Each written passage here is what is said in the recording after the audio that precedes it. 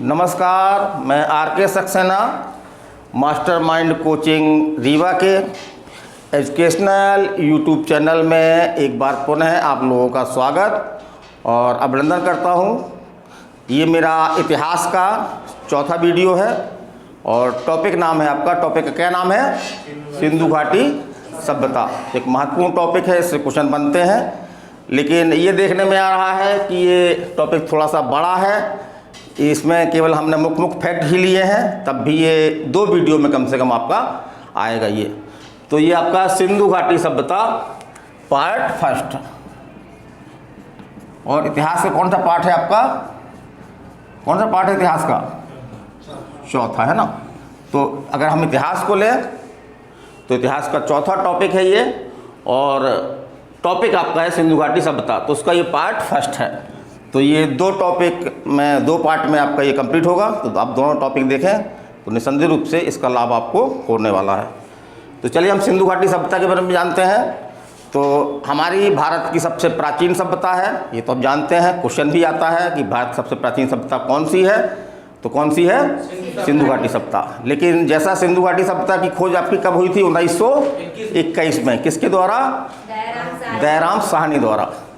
तो उसके पहले हम क्या मानते थे कि भारत की सबसे प्राचीन सभ्यता कौन सी है?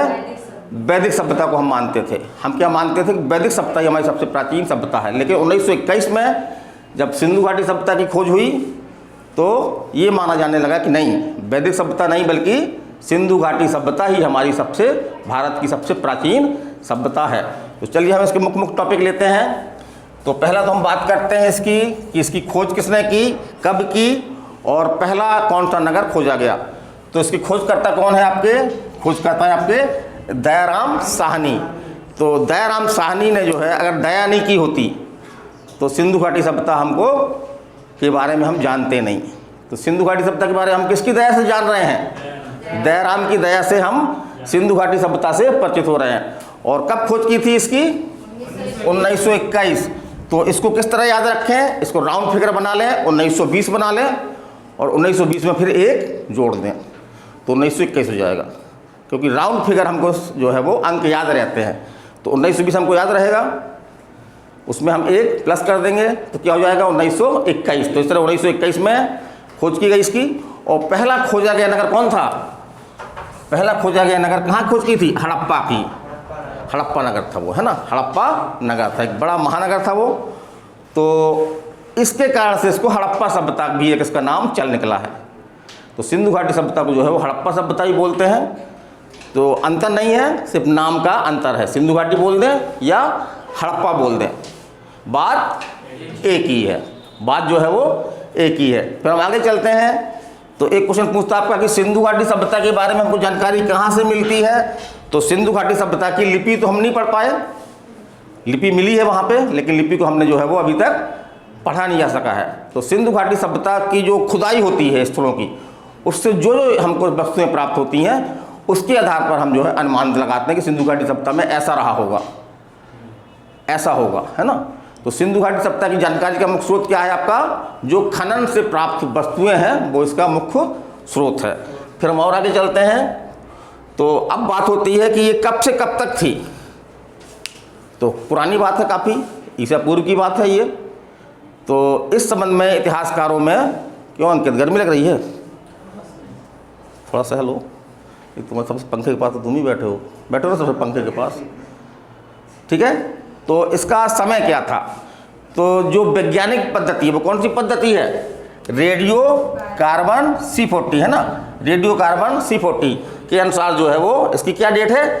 2350 से 1750 ईसा पूर्व। इसको याद रखिएगा, 2350 से 1750 ईसा पूर्व। ये कई एग्जाम में क्वेश्चन आया है कि सिंधु घाटी सभ्यता कब से कब तक थी, या इसका काल क्या था? तो 2350 से 1750 क्या ईस्वी लिख दे, गलत हो जाएगा, है ना। ये ध्यान देना, ईस्वी और ईसा, ये कौन सी बात हो रही है? ईसा पूर्व की। फिर एक क्वेश्चन आपका ऐसा क्वेश्चन पूछा गया है कि सिंधु घाटी सभ्यता में जो पहला खोजा गया नगर कौन था आपका? हड़प्पा था। दूसरा नगर कौन सा है? तो दूसरा नगर जो है वो कौन है आपका? मोहनजोदड़ो। और इसकी खोज किसने की थी?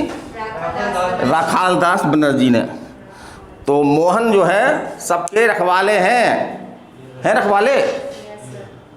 मोहन माने कृष्ण भगवान सबके रखवाले हैं। तो रखवाले से क्या बना देंगे अपन?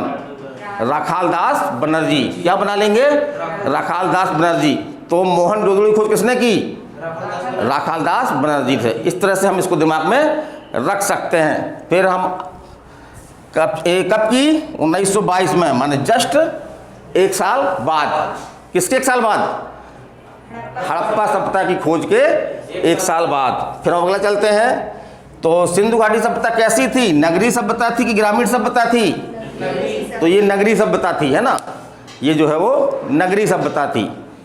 जैसे कि और 6 बड़े महानगर प्राप्त हुए हैं।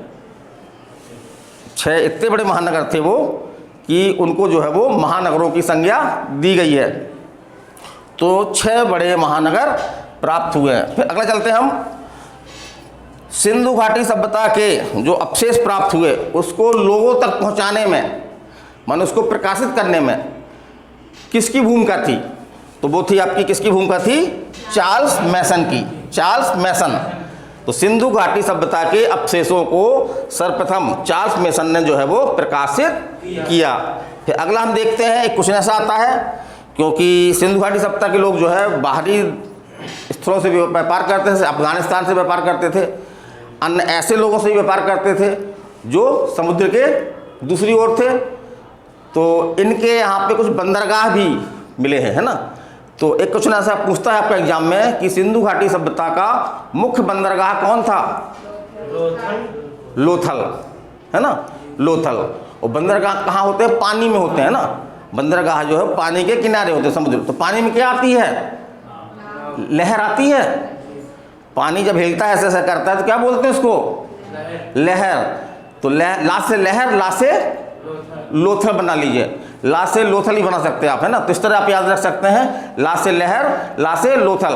तो मुख्य बंदरगाह जो था आपका लोथल था, लेकिन कुछ और बंदरगाह भी थे। तो उसमें से एक फेमस बंदरगाह था आपका सुतकोदा। सुतकोदा। तो समुद्र से बना लीजिए इसको। पानी मतलब समुद्र, सासे समुद्र, सासे सुतकोदा, है ना, याद रहेगा। चलिए आगे चलते हैं हम। तो अब हम बात करते हैं प्रमुख स्थलों की, कि प्रमुख स्थल हैं वो वर्तमान में उनकी लोकेशन कहाँ पे है ना। और कुछ खोजकर्ता ही बताएंगे इसमें हम, और किस नदी के किनारे हैं। तो सब नहीं पूछे जाते, कुछ पूछता है कि किस नदी के किनारे है। तो हम देखते हैं, चलिए। तो हमने लिख रखा है, क्या लिख रखा है? प्रमुख स्थल। पहला स्थल कौन सा है? पहला स्थल है हड़प्पा। इसके बारे में हम पढ़ चुके हैं। खोजकर्ता कौन है इसके? दयाराम साहनी। खोज कब की गई थी? 1921 में। और कहाँ पे है वर्तमान में? ये स्थान कहाँ पे है? ये पाकिस्तान के जो है वो कहाँ पे? मोंटगोमरी जिला है वहाँ का। और राज्य कौन सा है? पंजाब। और देश कौन सा है? पाकिस्तान। तो कहाँ पे है? मोंटगोमरी, पंजाब, पाकिस्तान, है ना। और किस नदी किनारे है? तो रावी नदी। कौन सी नदी है आपकी? रावी नदी। ये क्वेश्चन पूछा गया है कि हड़प्पा जो है वो किस नदी के तट पर है। तो किस नदी तट पर है? रावी नदी के तट पर है। फिर अगला हम देखते हैं, अगला महत्वपूर्ण नगर कौन सा है आपका? मोहनजोदड़ो। कौन सा है? मोहनजोदड़ो। इसके खोजकर्ता तो बता चुके हम, मोहन सबके रखवाले हैं। रास्ते बना लीजिए, राखालदास बन जाएगा, याद रहेगा। वर्तमान में ये कहाँ पे है? तो लरकाना में। तो लरकाना की होली फेमस है, और होली के संबंध में किससे है? मुख्य रूप से भगवान कृष्ण से। भगवान कृष्ण को होली बहुत पसंद थी। तो लरकाना की लठमार होली। तो लरकाना सबसे याद रखिए, मोहन कहाँ पे है? लरकाना में, है ना। और पाकिस्तान का कौन सा प्रांत है? सिंध प्रांत है। और ये पाकिस्तान हो गया। नदी कौन सी है? तो नदी सिंधु नदी है ये।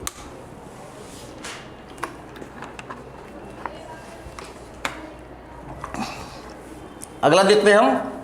अगला कौन सा है? चनहुदड़ो। चनहुदड़ो। इसके खोजकर्ता कौन है आपके? गोपाल मजूमदार। गोपाल मजूमदार। तो चंद्र गोपाल बोल देते अपन, है ना। चंद्र गोपाल याद रख लीजिए। एक शब्द याद रख लीजिए, चंद्र गोपाल।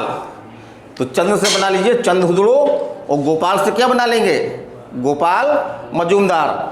और वर्तमान में कहाँ पे है ये, तो वर्तमान में जो सिंध प्रांत है पाकिस्तान का, वहाँ पर इसकी वर्तमान लोकेशन है।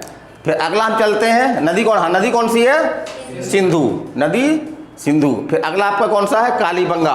तो अब हम केवल ये स्थान जो है वो भारत के किस राज्य में है ये पूछा जाता है। कभी कभी तो जोड़े बनाने के लिए जाते हैं कि एक तरफ स्थान लिख दिए, एक तरफ राज्यों के नाम लिख दिए, और आपको सही जोड़े बनाने होते हैं। या कभी पूछ दिया कि कालीबंगा किस राज्य में है, तो हमने सिर्फ वही बता रहा है। कालीबंगा कहाँ पे है आपका, राजस्थान में है। धोलावीरा गुजरात में है। लोथल गुजरात। बनवाली हरियाणा। बनवाली, ऐसा लग रहा है कोई माली बोल रहा है, लग रहा, बनवाली बोलते हैं तो लगता है कोई माली बोल रहा है। तो जहाँ पे माली रहते हैं वहाँ पे क्या रहता है, हरियाली रहती है, क्योंकि वो पेड़ों की सुरक्षा करते हैं। तो हरियाली से क्या बना लिया, हरियाणा। तो याद रख लीजिए, इस तरह से आप भी कोडिंग बनाइए। सब कोडिंग बनाने का ठेका हमने नहीं ले रखा है, हम तो सिर्फ ट्रिक बता रहे हैं, आप भी बना सकते हैं, कोई कठिन काम नहीं है। इन ट्रिकों के माध्यम से आप याद रखें, कहीं ना कोई ट्रिक जो है वो फिट हो जाती है। जैसे हम कर रहे हैं, ये क्लास ही में कर रहे हैं, कोई हमने पहले से सोचा नहीं है, क्लास में ही जो हमको दिमाग में आता है हम करते हैं। तो आपको अगर आप खुद अपनी ट्रिक बनाएंगे तो वो आपको ज़्यादा याद रहेगी। हो सकता है हमारी ट्रिक आपको भूल जाए या आप ध्यान ना दो उस पर, लेकिन अगर आप खुद ट्रिक बनाएंगे तो आपको वो ट्रिक याद रहेगी। जीके जो कहते हैं बहुत कठिन है, बहुत आसान हो जाएगा। तो हमारे साथ जुड़े रहिए, हम इस धारणा को बदल देंगे कि जीके बहुत कठिन होता है, जीके जीएस बहुत कठिन होता है, बल्कि हम तो कहेंगे जीके जीएस बहुत आसान होता है। कुछ फैक्ट होते हैं, उनको अपने दिमाग में रखना होता है। तो बनवाली कहाँ पे आपका, हरियाणा में। फिर रोपड़, रोपड़ कहाँ पे है, पंजाब में। रोपड़ है ना, रोपड़ पंजाब। रंगपुर गुजरात में है। फिर आपका आलमगीर, ये आपका कहाँ पे है, मेरठ उत्तर प्रदेश में है। एक चीज़ और बता दें हम कि सिंधु घाटी सभ्यता का खोजा गया सबसे नवीनतम नगर या स्थल वो कौन सा है, तो कौन सा है आपका, ये धोलावीरा। कहाँ पे है ये, गुजरात में। ये सिंधु घाटी सभ्यता का सबसे नवीनतम स्थल है। फिर हम चलते हैं, एक क्वेश्चन आपके एग्जाम में ये बहुत आया है कि स्वतंत्रता के बाद सबसे अधिक सिंधु घाटी सभ्यता के स्थल भारत के किस राज्य में खोजे गए। तो कौन सा राज्य है, गुजरात। माने स्वतंत्रता के बाद 15 अगस्त 1947 के बाद भी सिंधु घाटी सभ्यता के स्थल मिल रहे हैं और आगे भी मिलते रहेंगे, क्योंकि एक बहुत बड़ी सभ्यता थी।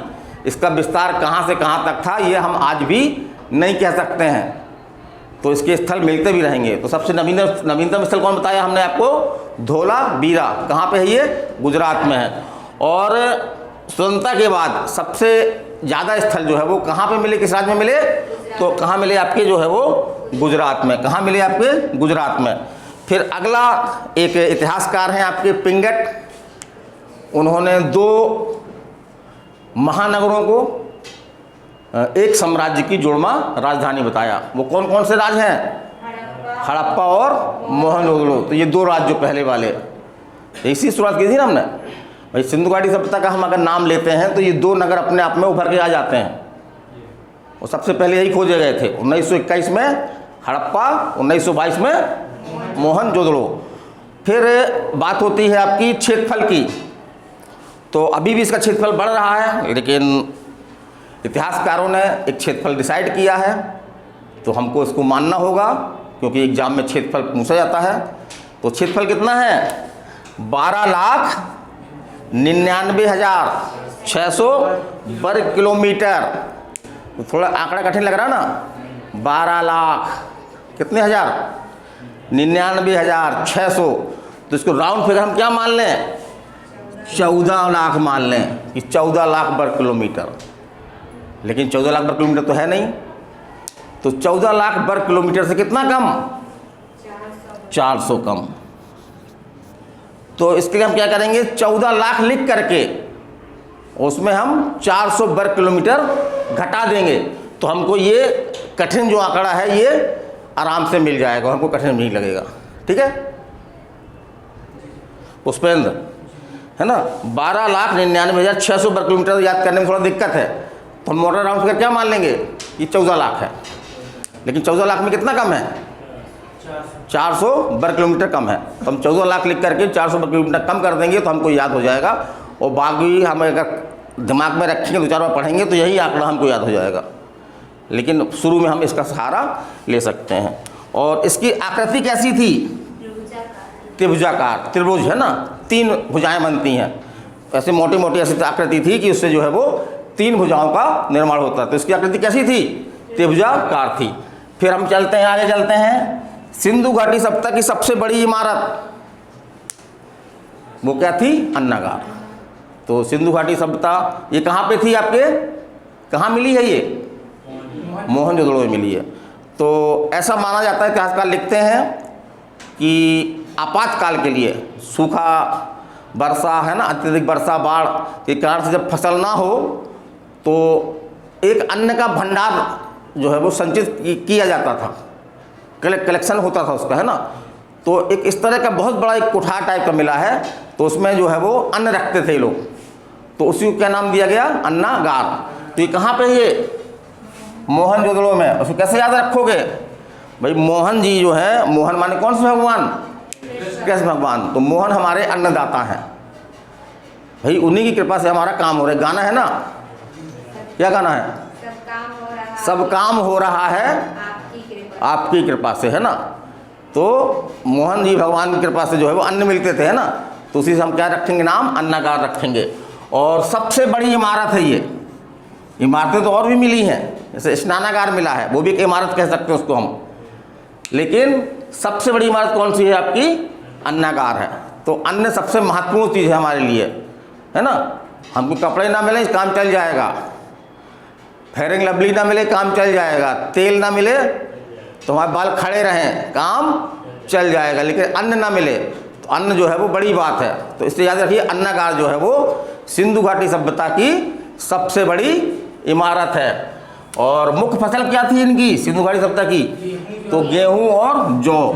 तो ऐसा हमने बताया कि पाषाण काल में, जो नवपाषाण काल में जब खेती होने लगी तो उनके द्वारा भी उगाई जाने वाली यही फसलें थी, है ना। सबसे पहले उन्होंने इन्हीं फसल को, गेहूं को उगाया था, उसके बाद जौ को उगाया था। तो ये आम है, लेकिन एग्जाम में क्वेश्चन आया आपका कि सिंधु घाटी सभ्यता की मुख्य फसल कौन सी थी। बाकी तो बहुत सारी फसलें थीं, चावल की खेती भी करते थे वो, है ना, लेकिन मुख्य फसल क्या थी आपकी, गेहूं और जौ। इसी प्रकार से सिंधु घाटी सभ्यता में स्नानागार की प्राप्ति हुई है। स्नानागार माने एक बहुत बड़ा स्विमिंग पूल। तो इतिहासकार कहते हैं कि धार्मिक आयोजन के लिए जब लोग जाते होंगे तो नहाने के लिए इसका उपयोग होता था। कहाँ पे है ये, मोहनजोदड़ो में। तो मोहन जी को भी नहाने का बहुत शौक था। अगर बस चले उनका तो दिन भर नहाए। तो नहाने क्या बोलते हैं अपन, स्नान करना। नहाने क्या बोलते हैं, स्नान करना। तो उसी से स्नानागार बना लिए। तो मोहन जी बहुत स्नान किया करते थे, तो मोहन से क्या बना लिए, मोहनजोदड़ो, और स्नान से क्या बना लिए, स्नानागार। अब इसकी लंबाई, चौड़ाई और गहराई भी एग्जाम में पूछी जा सकती है। अभी कोई एग्जाम में हमने क्वेश्चन देखा नहीं इस तरह का, लेकिन रोचक चीज़ है, याद रखिए। हो सकता है PSC मेंस वगैरह में हमको सिंधु घाटी सभ्यता के बारे में या स्नानागार के बारे में हमको दो लाइन के क्वेश्चन आते हैं। आपके MPPSC में 2 लाइन के क्वेश्चन आया आपका स्नानागार पे। तो इसकी जो थी लंबा कितना था, ये 11.88 लंबा था ये, और 7.01 मीटर चौड़ा, 7.01 मीटर चौड़ा, और 2.43 मीटर जो है वो ये गहराई थी। तो गहराई तो ज़्यादा नहीं थी, लगभग 2.5 मीटर की गहराई थी। तो इतनी होनी चाहिए, ज़्यादा गहराई में दिक्कत हो जाएगी, है ना। फिर अगला है आपका कि अग्निकुंड मिले हैं। सिंधु घाटी सभ्यता में जो है वो अग्निकुंड मिले हैं। तो ये कहाँ पे मिले हैं, तो कहाँ पे मिले हैं, कालीबंगा और लोथल में। कालीबंगा और लोथल में जो है वो अग्निकुंड मिले हैं। फिर आपका अगला है कि हमने वैसा बताया था आपको कि सिंधु घाटी सभ्यता को जो है वो हड़प्पा सभ्यता भी बोलते, नहीं जा रही है, एक आध बोतल पानी डाल दें तुम्हारे ऊपर।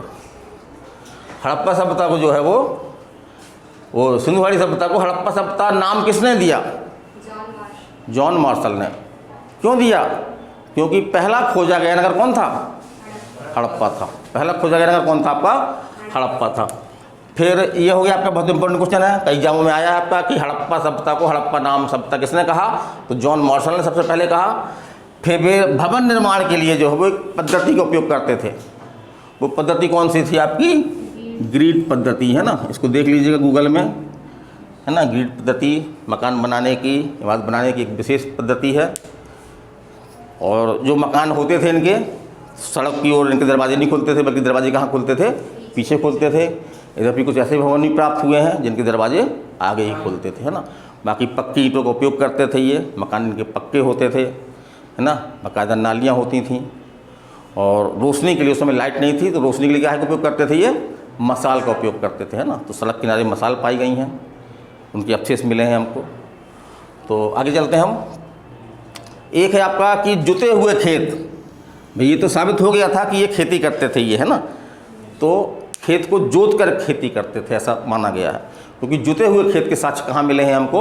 कहाँ मिले हैं? कालीबंगा में। कालीबंगा में। तो एक बढ़िया काला काला किसान मोटा सा क्या कर रहा है? जुताई कर रहा है, खेत की जुताई कर रहा। भाई जुताई कर रहा है, दोपहर जुताई कर रहा, धीरे धीरे धूप से क्या होगा? अगर कोई व्यक्ति धूप में ज़्यादा रहे क्या हो जाएगा? वो काला हो जाएगा ना। तो काला का संबंध किससे है? खेत से, जुते हुए खेत से। तो जो धूप में जुताई करेगा खेत की वो कैसा हो जाएगा? काला हो जाएगा। तो काला से बना लीजिए कालीबंगा। तो कालीबंगा में जुते हुए खेत के साक्ष्य मिले हैं।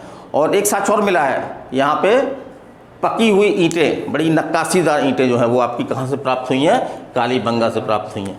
और जैसे हमने बताया था आपको कि शाकाहारी और मांसाहारी दोनों थे, माने अन्न का उपयोग भी करते थे ये लोग, फल फूल अन्न, शहद, मीठे के लिए शहद का उपयोग करते थे, है ना।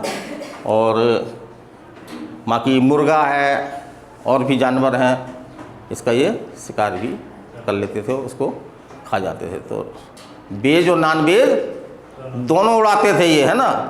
सिंधु घाटी सभ्यता वाले, अब ऐसा नहीं कि एक व्यक्ति दोनों खाता हो, कुछ शाकाहारी भी थे उस समय, लेकिन कुछ दोनों थे, शाकाहारी और मांसाहारी दोनों थे।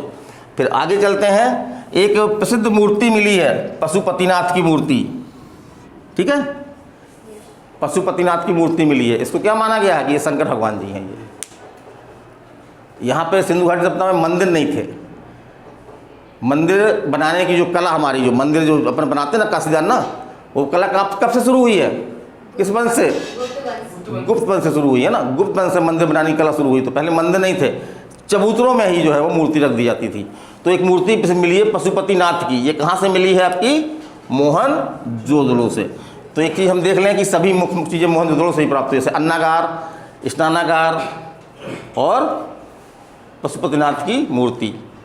इसमें कुछ पशु बने हुए थे। कौन कौन पशु बने हुए थे? हाथी था, हाथी था, गेंडा था, है ना, गेंडा, चीता और भैंसा। इसकी मूर्ति भी इनके चारों तरफ मिली है। और जो पशुपतिनाथ की मूर्ति थी, इनके 3 चेहरे दिख रहे हैं आप, 3 मुख की थी ये, है ना। और अगला चलते हैं हम। एक नर्तकी की, नृत्य करती हुई एक महिला मिली है, उसकी कांस्य की एक मूर्ति मिली है बहुत बड़ी सी। तो वो कहाँ से मिली? तो सब मोहन ही से मिली है ना। सब मोहन की कृपा है ये बड़ी बड़ी चीज़ों में, याद रखिएगा, है ना। कांस्य की मूर्ति मोहन, पशुपतिनाथ मोहन, स्नानागार मोहन, अन्नागार मोहन, सब मोहन, है ना। फिर अगला देखिए कि चावल की खेती करते थे नहीं करते थे, चावल से परिचित थे कि नहीं थे। तो चावल की भी साक्ष्य मिल गए। कहाँ मिल गए? कहाँ मिल गए? लोथल और रंगपुर में जो है चावल की खेती के साक्ष्य मिले हैं। माने कि जो आपकी धान होती है उसकी जो है सड़ी हुई भूसी, धान देखा ना आपने भाई। चावल तो सीधे चावल तो होता नहीं है, पहले धान होती है, उस धान का जब छिलका उतार देते हैं हम तो चावल निकलता है। तो कहाँ कहाँ पे? लोथल और रंगपुर में। लोथल और रंगपुर में जो है वो चावल की सड़ी हुई भूसी मिली है। तो जिससे ये हम कह सकते हैं कि यहाँ पे चावल की खेती भी होती थी। फिर हम अगले चलते हैं। तो सोना, चांदी, कांसा, तांबा। तांबा तो हमने बताई था कि मनुष्य द्वारा प्रयोग की जाने वाली पहली धातु कौन सी है? तांबा है। तो सोना, चांदी, तांबा, पीतल ये सब मिला है, लेकिन एक धातु अभी तक नहीं मिली। सिंधु घाटी सभ्यता में जितने भी स्थल खोजे हैं, मिल रहे हैं, उसमें कहीं पे भी जो है वो क्या नहीं मिला हमको? लोहा नहीं मिला। तो कह सकते हैं कि लोहा के बारे में सिंधु घाटी सभ्यता के लोग अपरिचित थे, नहीं जानते थे लोहा को। और लोहा को नहीं जानते थे तो एक हम बताएंगे कि तलवार भी नहीं मिली है कहीं पे। तो ये कहता है कि तलवार से भी ये परिचित नहीं थे। फिर अगला हम चलते हैं, तो लिपि तो मिली है लेकिन उसको अभी तक पढ़ा नहीं जा सका। और लिपि किस तरह की है? तो लिपि जो है वो भाव चित्रात्मक है। किस तरह की है? भाव चित्रात्मक, माने कि जो बात हम कह रहे हैं, जो हम भाव प्रकट करना चाह रहे हैं, उसको हम चित्र के माध्यम से प्रकट करते हैं। तो चित्र के माध्यम से जो है वो बातें अपनी ये करते थे, लेकिन उसको हम जो है अभी तक पढ़ नहीं पाए हैं। और लिपि लिखी कैसी जाती थी? तो ये उर्दू की तरह लिखी जाती थी। जैसे इन्होंने यहाँ से शुरू किया, हम दिखाते हैं, ऐसे ये दिख रहा होगा आपको, यहाँ से शुरू किया है ना, यहाँ शुरू करते थे, यहाँ तक आते थे, फिर ये यहाँ नहीं जाते थे उठ करके, फिर यहीं से शुरू लिख देते थे, इस तरफ जाते थे। इस तरह से इनका क्रम चलता रहता था। तो होशियार थे। हम क्या करते हैं, हम ऐसा जाते हैं और फिर वहाँ से उठते हैं और यहाँ तक आते हैं, तो परिवहन होता है। हमारे हाथ और पिन का क्या होगा? परिवहन। तो उसमें टाइम लगता ना, तो ये कुछ नहीं करते थे, ऐसा लिखा, फिर यहीं शुरू किया, नीचे आए ऐसा लिखा, फिर नीचे आए फिर ऐसा लिखा। तो इस मामले में कहते हैं कि ये अच्छी बात है इनके लिए। और जानवर लगभग सभी मिले हैं, लेकिन शुरुआत के दौर में जो है घोड़ा नहीं मिला। तो इससे ये एक भावना जा रही थी, एक निष्कर्ष ये निकाला जा रहा था कि घोड़ा से ये परिचित नहीं थे। लेकिन घोड़ा कहाँ पे अवशेष मिले हैं? घोड़ा की हड्डियाँ मिली हैं। वो कहाँ मिली हैं? सुरकुद्दा। तो घोड़ा कैसे भागता है? सरपट सरपट। घोड़े क्या बोलते हैं अपन? घोड़ा भागता ना, उसको बोलते हैं सरपट सरपट। तो घोड़ा और सात सरपट से क्या बना लिया? सुत सुत सुरकोद्दा है ना, सुरकोद्दा बना लिया। तो इस तरह याद रखिए, घोड़े की हड्डियाँ कहाँ मिली हैं? तो घोड़ा कैसे भागता है? सरपट सरपट है ना, सरपट सरपट। तो सात से सारा ना, सात से क्या बना लिया अपन ने? सुरकोद्दा बना लिया। और एक धार्मिक चिन्ह है, सनातन धर्म का एक मुख्य चिन्ह है, उसको बोलते हैं हम स्वास्तिक।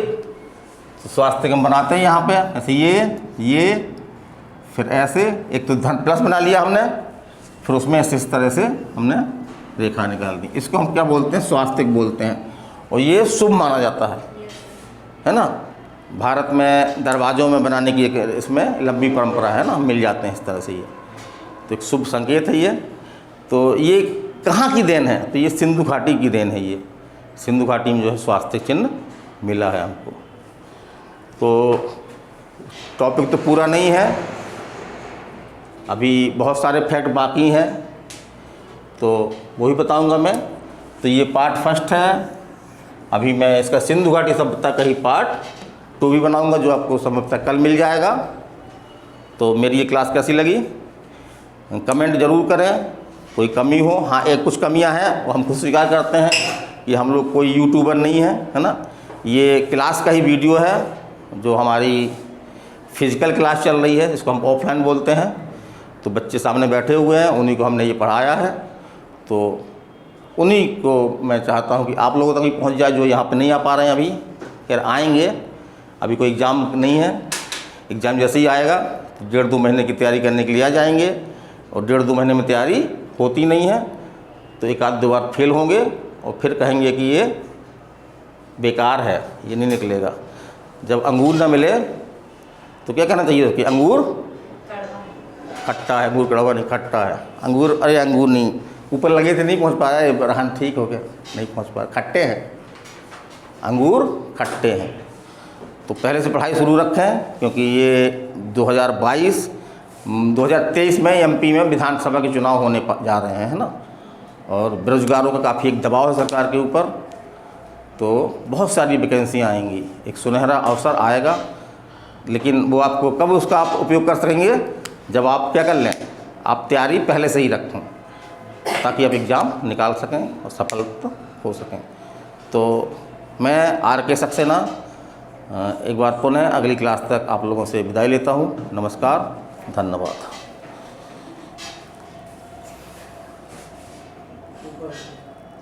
आधा